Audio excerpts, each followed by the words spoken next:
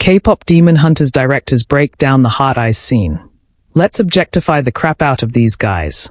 Everyone has theories about why Sony Pictures Animation's K-pop Demon Hunters turned out to be such a massive phenomenon on Netflix, surpassing everything else to become the streamer's most watched original movie. During a sold-out panel at the Animation is Film Festival in Los Angeles, the creative team let a few trade secrets slip as they unpacked an iconic scene from the movie. The one where South Korea's hottest singing trio Huntrix initially crossed paths with the Saja Boys, a rival band comprised of 5 ridiculously handsome hunks, who also happened to be demons. "I've been waiting to talk about this scene for so long," said director Maggie Kang, who came up with the idea of combining well-rounded female characters with Korean demons in a movie where her 3 leads could be talented and attractive, but also silly and stupid. When this movie was first pitched, Kristine Belson, the president of Sony Animation, said, "Let's objectify the crap out of these guys." Finally. So that was kind of our goal, to make really thirsty girls. In the scene, when Zoe and Myra catch sight of the guys, their eyes turn into bulging red hearts, then change shape several more times as the attraction escalates.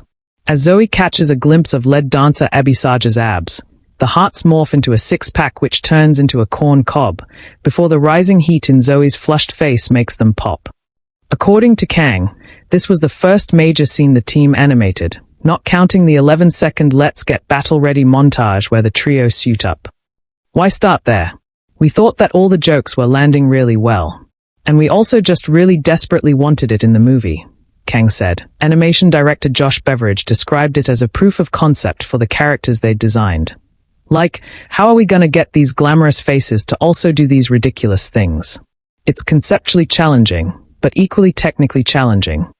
If you break it down, the look of K-pop Demon Hunters reflects the intersection of 3 key influences: K-pop music, which tends to be slick and synchronized, K-dramas, melodramatic TV series with soft lighting, shallow focus, and slow-mo that ramps down to the desired speed mid-shot, and Japanese anime, a traditionally hand-drawn style with a wide range of exaggerated facial expressions. "We had to figure out a whole bunch of fancy little animation illusions to pull this off," Beveridge said, describing everything from highly targeted motion blur to interchangeable faces. "All that stuff breaks all the rules of everything we've ever done before. And that's saying something, considering Beveridge's previous job at Sony Animation. For Spider-Verse, we had to be really graphic and flat, and this would be gentle," he said. "If you frame through that, it's riddled with little secrets of how we could let soft edges just creep in artistically, only where you want it, and protect those graphic lines for the jokes to read. For example, when Zoe's jaw drops and she starts to drool, your typical CG character rig isn't flexible enough to accommodate the desired expression. To get those big mouths, that's basically a fake room floating a foot in front of the face, but it has to look right under the same light," Beveridge said. "So we're doing a lot of tricky math to make that work. If you were to reposition the virtual camera and view the scene from a different angle, it would look absolutely horrifying," he said. "That's why they don't move." According to production designer Helen Chen, to figure out how to pull off some of those more extreme expressions, inspired by the exaggerated chibi style used for comic effect in manga, character designer Omar Smith would sculpt to camera. "We coined this term, demichibi," Chen said. "We had the version where it would go full-on, like what you see in anime, though making it work with 3D characters required interchangeable parts and maximum flexibility." Riggs Kang compared to a Mr. Potato Head, Chris Applehands, who shared directing duties with Kang, credited character designer Amy Thompson with designing the female leads, whom he and Kang wanted to look distinctly Korean, and Scott Watanabe with making all those expressions work in 3D animation. "We had to study a lot of Korean cinematography for lighting," Applehands said. "It's a different thing to light a Korean face. There are different plane changes, different things that flatter, different tricks you do to make people look their best, which was tied into our love of fashion photography, K-drama lighting, music videos. It's all very beautiful and heightened, so that naturally gave the lighting a bit of an identity." In the scene, after Rumi reprimands her friends for swooning to the Saja Boys, Jainu appears and an elaborate K-drama in-joke begins.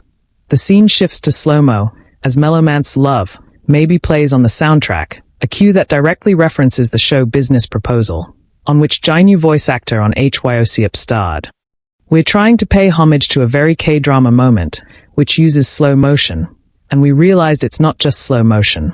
There's like a ramp into it, Kang said, referring to a shot like the one where Rumi's purple braid appears, slowing down as it bursts from beneath her hoodie. We called it fireworks, because if we just did slow-mo, it didn't feel right. Added Apple Hands. In a lot of the K-drama stuff that we loved, they shoot a lot of coverage. If the guy's getting hit by a car, which is going to happen in every K-drama, even if they are set like 1,000 years ago, they would just shoot the scene from a million angles. He and Kang used a similar technique when Jainu bumps Rumi's shoulder in the scene, and the editing breaks continuity to show the moment from multiple angles. We don't get any coverage in animation unless these poor souls, the animators, make it for us, so we had to figure out the little pieces that we actually wanted, and then only animate those, and it was the same with the concerts and the music videos.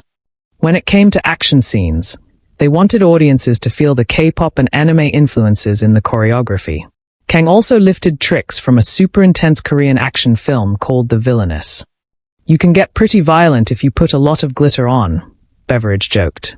Generous helpings of sparkle dust helped make those sequences, the bathhouse and subway battles, feel more like dance fighting than full-blown carnage. Some of those fight choreographers had done some idol training, and in between the moves, they'd make these cute little adjustments. That is where the personality is.